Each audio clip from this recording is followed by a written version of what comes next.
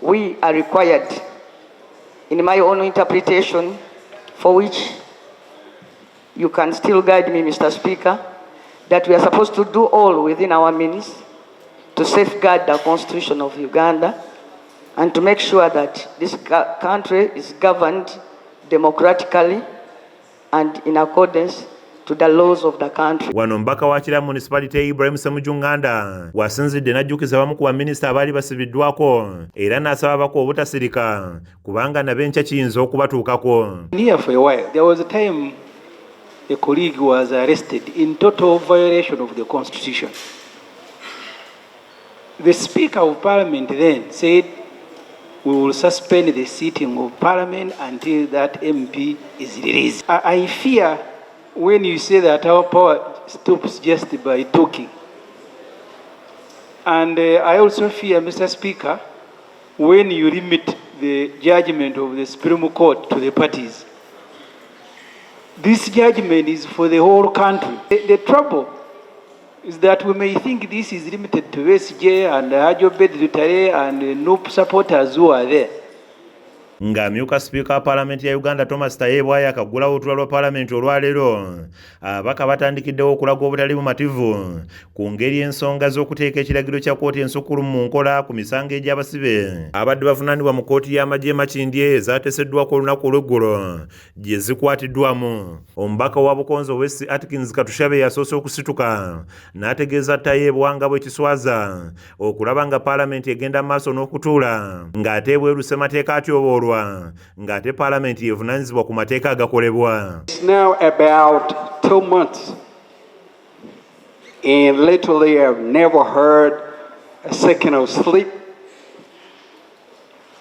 and this is taking a high toll on my life, Mr. Speaker. And the simple reason is because I feel restless for as long as Dr. Besigye continues to be under illegal incarceration. Ono amutegeeza nga Parliament bw'etannaba kutuukirirwa ku nsonga y'emisango gya Besigye ne munne Ajobed Lutale. What party to this case?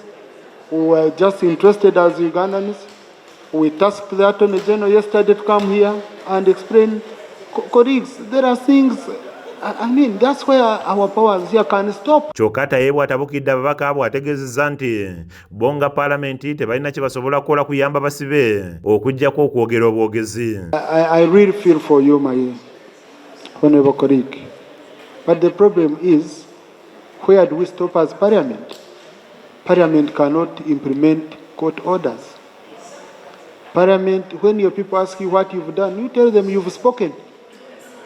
And you raised the issues, because that's all I can do. Mr. Speaker, we are required, in my own interpretation, for which you can still guide me, Mr. Speaker, that we are supposed to do all within our means to safeguard the Constitution of Uganda and to make sure that this country is governed democratically and in accordance to the laws of the country. Wano mbaka wakira municipality Ibrahim Ssemujjunganda wasinzidde n'ajjukiza bamu ku baminisita abaali basibiddwako era n'asaba abako obutasirika kubanga nabenkya kiyinza okubatuukako. Here for a while, there was a time a colleague was arrested in total violation of the Constitution. The Speaker of Parliament then said, we will suspend the sitting of Parliament until that MP is released. I fear when you say that our power stops just by talking.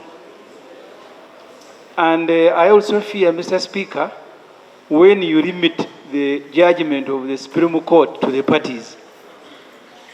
This judgment is for the whole country. The trouble is that we may think this is limited to SJ and Ajobed Lutare and NUP supporters who are there.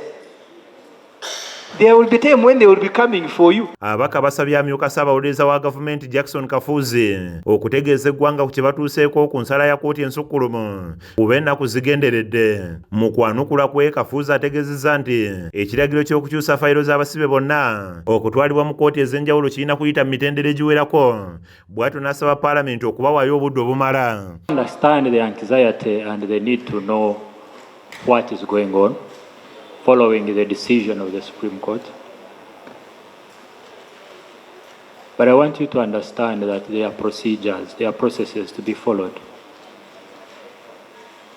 As Attorney General's chambers, we would expect